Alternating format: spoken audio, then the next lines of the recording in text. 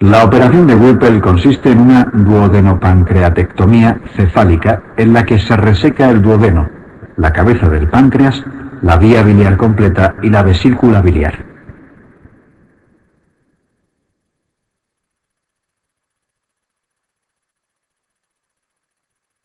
Urgencias quirúrgicas. En los recientes exámenes MIR proliferan las preguntas en forma de casos clínicos de urgencias quirúrgicas, en las que, dando por hecho el conocimiento teórico, se exige la adopción rápida y correcta de actitudes destinadas a salvar la vida al paciente. La isquemia mesentérica aguda es un infarto intestinal y debemos sospecharlo en pacientes ancianos con antecedentes personales de cardiopatía o fibrilación auricular que presentan intenso dolor y exploración anodina. Mediante valoración con contraste intravenoso se determinará el nivel de la obstrucción vascular. Si es proximal a la arteria, el tratamiento será embolectomía.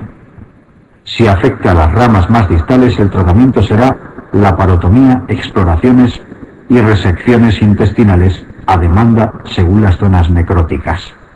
En este último caso, la mayoría de las veces el infarto es masivo, con un pronóstico nefasto.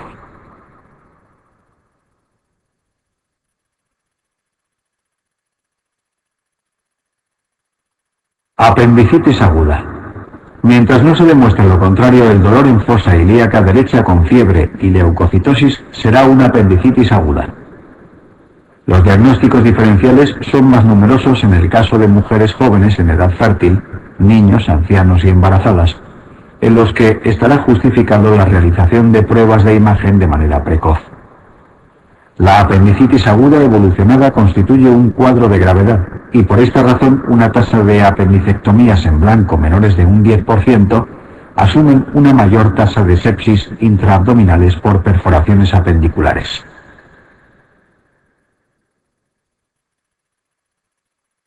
Politraumatismo.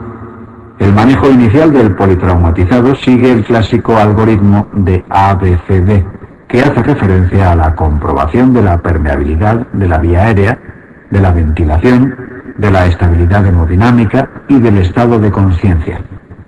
Existen datos semiológicos que deben indicar por sí mismos la cirugía urgente, siempre teniendo en cuenta que la inestabilidad hemodinámica del paciente no nos permitirá obtener un diagnóstico preoperatorio que nos oriente más claramente en muchos casos. La objetivación de entrada en la cavidad abdominal, la hematuria o la inestabilidad del paciente deben hacernos indicar cirugía de urgencia. Las lesiones en prioridad de urgencia se establecen en el siguiente orden: compromiso vascular, lesiones digestivas, lesiones urológicas y todas las demás. Politraumatismo. El siguiente algoritmo aclara las distintas situaciones y opciones.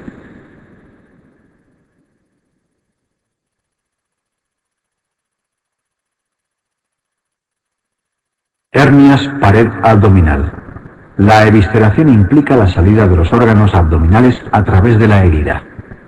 Las hernias inguinales se clasifican según sus relaciones anatómicas como directas si son debidas a una debilidad de la pared abdominal posterior y surgen mediales a los vasos epigástricos, o indirectas si atraviesan el orificio inguinal junto al conducto espermático y laterales a los vasos epigástricos. Una hernia es incoercible cuando tras ser reducida vuelve a herniarse.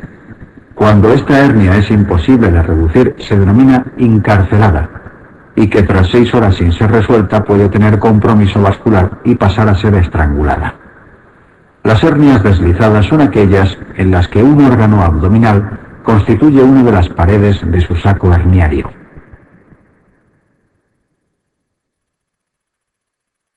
Hernia de hiato. El tipo más frecuente de hernia de hiato es el tipo 1 por deslizamiento. La paraesofágica o tipo 2 es menos frecuente pero tiene mayor riesgo de volvulación, lo que constituye una urgencia quirúrgica. El tratamiento de elección es la reducción y asociación de funduplicatura laparoscópica.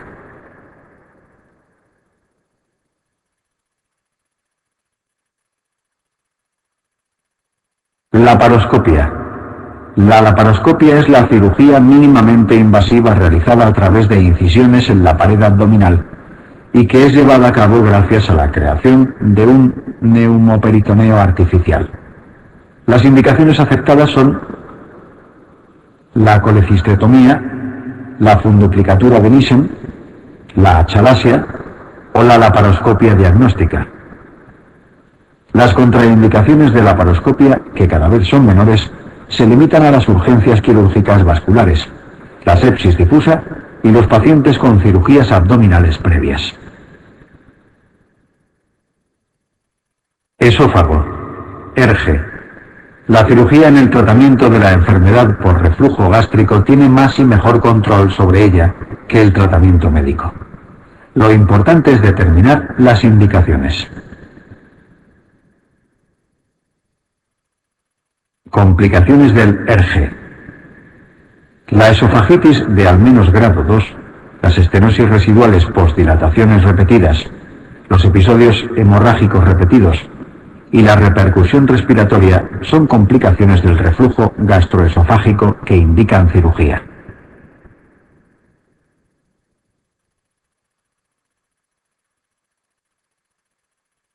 Tratamiento quirúrgico de ERGE. La cirugía de la enfermedad por reflujo es funcional y consiste en técnicas antirreflujo vía laparoscópica, siendo la que mejor resultado conlleva la técnica de Nissen o fundiplicatura de 360 grados.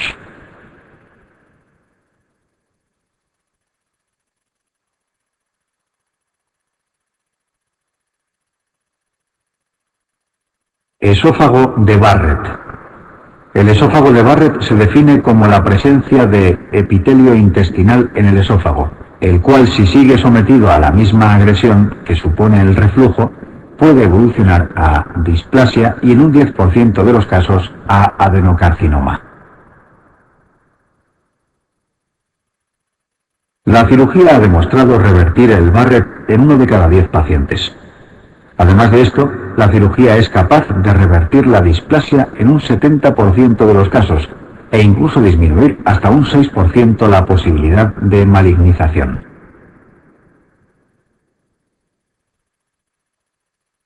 Cirugía del esófago de Barrett.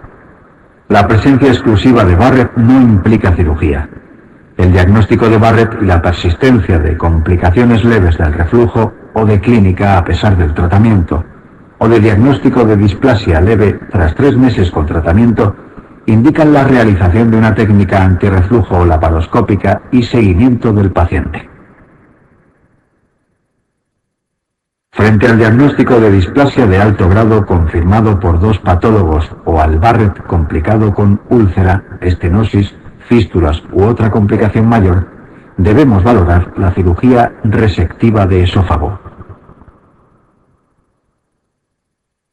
Achalasia. La achalasia se define como fallo para relajar el esfínter esofágico inferior y tiene sus indicaciones quirúrgicas.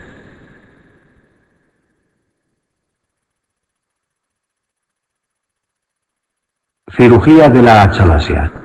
La miotomía de Heller consiste en la sección longitudinal de las capas musculares esofágicas por la cara anterior, a la que se debe asociar una técnica antirreflujo laparoscópica. Frente a fracasos de la cirugía o en pacientes con megaesófagos, se debe valorar la esofagectomía. Tumores esofágicos. Los tumores benignos más frecuentes de esófago son los leimiomas, que se operan cuando dan clínica de disfagia o hemorragia, o cuando son mayores de 5 centímetros, procediéndose a su enucleación.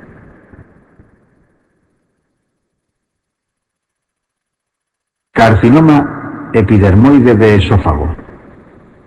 El carcinoma epidermoide de esófago es el tumor esofágico más frecuente, típico de varones de 60 años o más que fuman o beben. Esófagos sometidos a agresión como cáusticos, acalasia o reflujo que no desarrollan Barrett también tienen mayor predisposición. La localización más frecuente es el tercio medio. La clínica se caracteriza por una progresiva disfagia y pérdida de peso. que puede evolucionar a complicaciones por invasión local de la vía aérea. El diagnóstico sigue las pautas de todo tumor maligno del tubo digestivo basado en la clínica, la endoscopia, los estudios contrastados y el TAC tóraco-abdominal, añadiendo la broncofibroscopia para diagnóstico de resecabilidad en afectaciones de tercio superior y medio.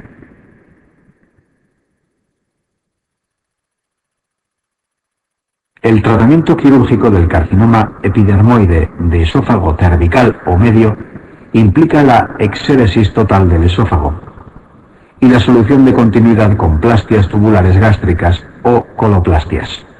Los localizados en tercio distal o de la unión esófago-gástrica requieren esofagectomía distal, asociando gastrectomía total y reconstrucción con yeyuno.